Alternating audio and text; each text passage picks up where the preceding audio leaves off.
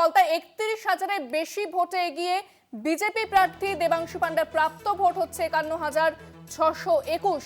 অষ্টম রাউন্ড গণনা শেষে এগিয়ে দেবাংশু পান্ডা এবং 2,570 ভোট পেয়ে চতুর্থ স্থানে তৃণমূল প্রার্থী জাহাঙ্গীর খান। দ্বিতীয় স্থানে বাম প্রার্থী প্রাপ্ত ভোট 20,556। তৃতীয় স্থানে কংগ্রেস প্রাপ্ত ভোট 5,205।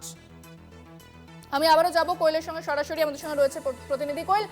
দেখা যাচ্ছে যে অষ্টম রাউন্ড গণনা শেষে 31,000-এর বেশি ভোটে এগিয়ে রয়েছেন বিজেপি প্রার্থী।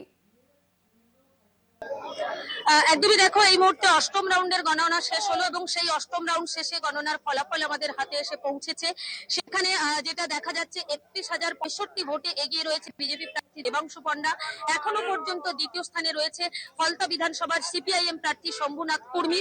সিপিআইএম প্রার্থীর প্রাপ্ত ভোট 20,556। বারে বারে 2021-এর নির্বাচন বা লোকসভার 24-এর নির্বাচন আমরা দেখেছিলাম সিপিআইএম তাদের ফলাফল কিন্তু যথেষ্ট মানে নিম্নমানের ছিল। ভোটের বাক্সে তারা খুব বেশি মানুষের আশীর্বাদ পাননি। তাহলে হঠাৎ করে 26-এর নির্বাচনে কি এমন ম্যাজিক হলো, প্রশ্ন এখানেই। তার উত্তর খুবই সিম্পল, প্রত্যেকের কাছ থেকে যেটা আসছে, ফ্রি অ্যান্ড ফেয়ার ইলেকশন, ভয় মুক্ত সন্ত্রাস মুক্ত ইলেকশন। এই ফলতা বিধানসভা কেন্দ্র 21-এর বিধানসভা নির্বাচন হোক কিংবা 24-এর লোকসভা নির্বাচন, বারে বারে অভিযোগ উঠেছে জাহাঙ্গীরের নেতৃত্বে জাহাঙ্গীর বাহিনী ভোটারদেরকে প্রভাবিত করা, তুলে নিয়ে গিয়ে আটকে রাখা, ভোটারদেরকে আটকে রেখে জাহাঙ্গীর বাহিনী দিয়ে ভোট করানো, এই নানান অভিযোগ এবং নানান ঘটনার পরিপ্রেক্ষিতে কিন্তু সেখানে তার ফলই দেখা যাচ্ছে ভোট বাক্সে। কোল তুমি সঙ্গে থাকো, আমি আরো একবার আপডেটটা জানিয়ে দেব যে 31,000-এরও বেশি ভোটে এগিয়ে রয়েছেন বিজেপি প্রার্থী দেবাংশু পান্ডা এবং তার প্রাপ্ত ভোট অনেকটাই বেশি।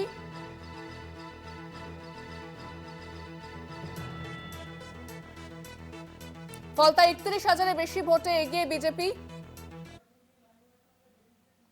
বিজেপি প্রার্থী দেবাংশু পান্ডার প্রাপ্ত ভোট 51,621।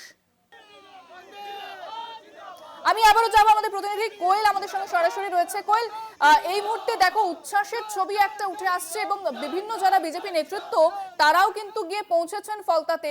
কি ছবি উঠে আসছে এবং কারা কারা রয়েছেন কোয়েল এই মুহূর্তে?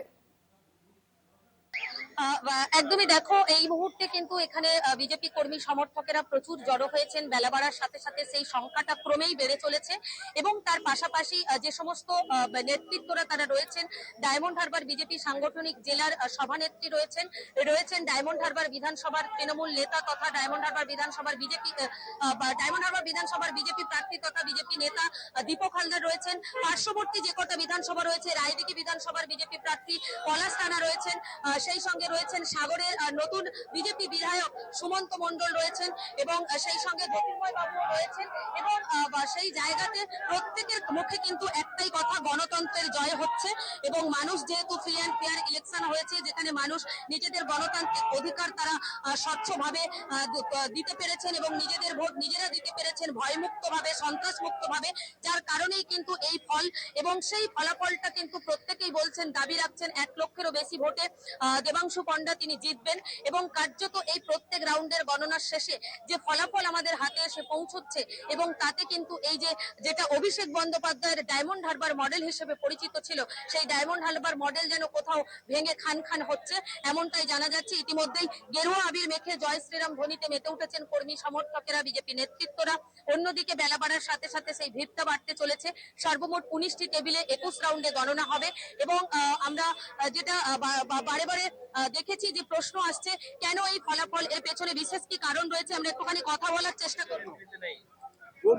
আমি কেন্দ্রীয় নেতৃত্বে নেই।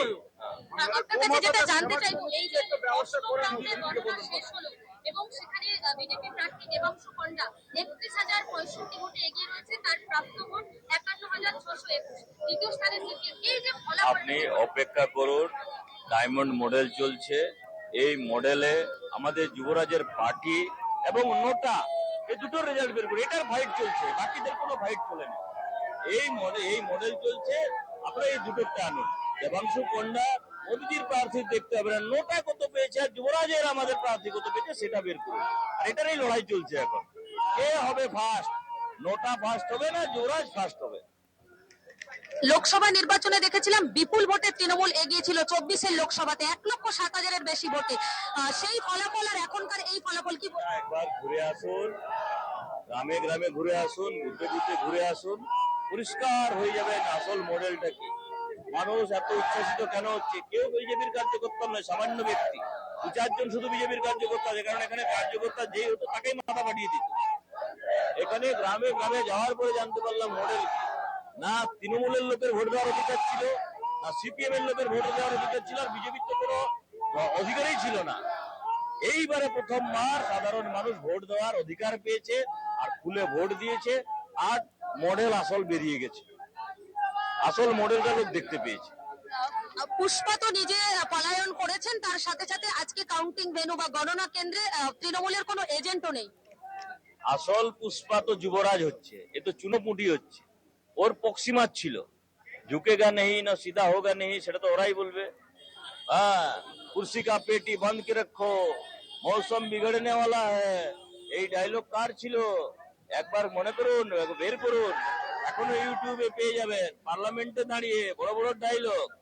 আমি বলবো আপনাকে স্বাগত করার জন্য এখানে লোক দাঁড়িয়ে আছে, একবার আসুন, আসুন তো একবার আপনি।